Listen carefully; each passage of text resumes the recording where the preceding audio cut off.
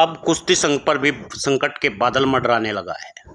यह सब भारतीय जनता पार्टी की तानाशाही के कारण हो रहा है। यूनाइटेड वर्ल्ड रेसलिंग ने भारतीय कुश्ती संघ की सदस्यता को 24 अगस्त को समाप्त करने के अपने फैसले की जानकारी दी। विश्व कुश्ती संघ ने यह फैसला WFI के चुनाव नहीं होने के वजह से लिया। अब यह सदस्यता खत्म होने की वजह से भारतीय रेसलर को एक नई समस्या का सामना करना पड़ेगा। इसमें भारतीय पहलवान देश के झंडे के अंतर्गत हिस्सा नहीं ले सकते। आगामी विश्व कुश्ती चैंपियनशिप की शुरुआत 16 सितंबर को होने वाली है और इसमें भारतीय कुश्ती खिलाड़ियों और ओलंपिक क्वालिफाइंग चैंपियन में न्यूट्रल एथलीट के तौर पर हिस्सा लेना होगा। बता दें, कुश्ती महासंघ के पूर्व अध्यक्ष ब्रजभूषण शरण का कार्यकाल खत्म होने के 45 दिन के अंदर चुनाव कराने थे, लेकिन भारतीय जनता पार्टी की धूर्तता और उसमें बैठे नेताओं को बचाने के लिए यह चुनाव नहीं हो पाया, उस पर चुनाव पर रोक लगा दी। अब कुश्ती संघ की सदस्यता को समाप्त कर दिया गया।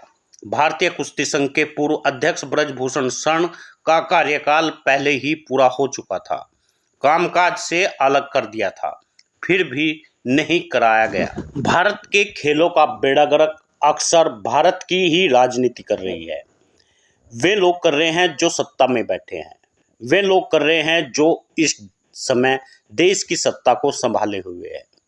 भारतीय कुश्ती संघ की सदस्यता रद्द की गई। कुश्ती की world governing body United world wrestling का यह फैसला किया। यह साल की शुरुआत से ही कुश्ती विवादों में चल रही थी। मई में सदस्यता को रद्द करने की धमकी भी दी गई थी। यूनाइटेड वर्ल्ड रेसलिंग ने भारतीय कुश्ती को बड़ा झटका दिया। उन्होंने WFI की सदस्यता रद्द कर दी है। चुनाव में देरी की वजह से वर्ल्ड रेसलिंग का यह फैसला आया। मई के अंत में UWW के बारे में जानकारी नहीं देने से भारतीय कुश्ती के महासंघ का चुनाव होना था, लेकिन इससे एक दिन पहले ही पंजाब हरियाणा हाई कोर्ट ने इस पर रोक लगा दी थी। यूनाइटेड वर्ल्ड रेसलिंग ने अपने बयान में मई में भारतीय कुश्ती संघ ने 45 दिनों के अंदर चुनाव कराने के लिए कहा था, लेकिन 3 महीने के बाद भी चुनाव संपन्न नहीं हुए। UWW ने एक्शन लिया। भारतीय ओलंपिक 27 अप्रैल को पैनल नियुक्त किया था। समिति ने 45 दिन के अंदर चुनाव कराने थे, लेकिन चुनाव नहीं कराए। खेल मंत्रालय ने इस प्रक्रिया को अमान्य करार दिया था। अब यदि भारतीय जनता पार्टी इस तरह के कारनामे खेलों के साथ करती रहेगी तो कितना बड़ा नुकसान देश को हो सकता है, खिलाड़ियों को हो सकता है, यह आप भी देख सकते हैं।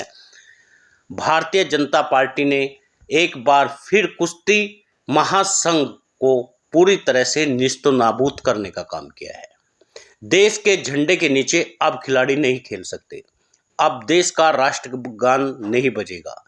अब जो पदक भारतीय खिलाड़ी जीत कर लाएंगे वह भारत के पदकों में नहीं गिना जाएगा। इससे ज़्यादा दुर्भाग्य कुछ हो नहीं सकता। यानी एक बार फिर देश के झंडे के साथ में खिलवाड़ किया गया है।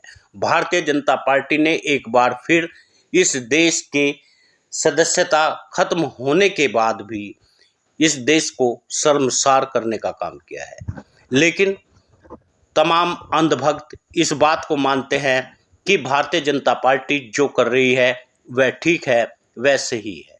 आखिर कब तक हम यह देखते रहेंगे और कब तक हम आंख मीचकर गधे के समान इन्हें ढोते रहेंगे, यह तो आपको देखना होगा। लेकिन कुश्ती संघ को झटका देना, देश के साथ बड़ा अपमान किया जा रहा है और यह अपमान तमाम देश का अपमान है, जो लोगों को बर्दाश्त नहीं करना चाहिए। राजनीति के चलते हुए ब्रजभूषण शरण को बचाने के लिए लगातार भारतीय जनता पार्टी प्रयासरत रही है। प्रधानमंत्री नरेंद्र मोदी प्रयासरत रहे हैं। किस तरह एक बलात्कारी पुरुष को बचाने के लिए भारतीय जनता पार्टी ने जी जान से मेहनत की और देश में एक बार फिर खिलाड़ियों के मान और सम्मान के साथ में जो सौदा किया गया वह वास्तव में घृणात्मक था। आज भारतीय कुश्ती संघ ने अपनी सदस्यता को खो दिया, लेकिन भारतीय जनता पार्टी इस पर कोई उनके चेहरे पर शिकन नहीं है। वे आज भी अपनी चौड़ी छाती किए हुए अपने आप को दिखाने की कोशिश करते हैं। इसमें आज भी बड़ी राजनीति वे रच रहे हैं।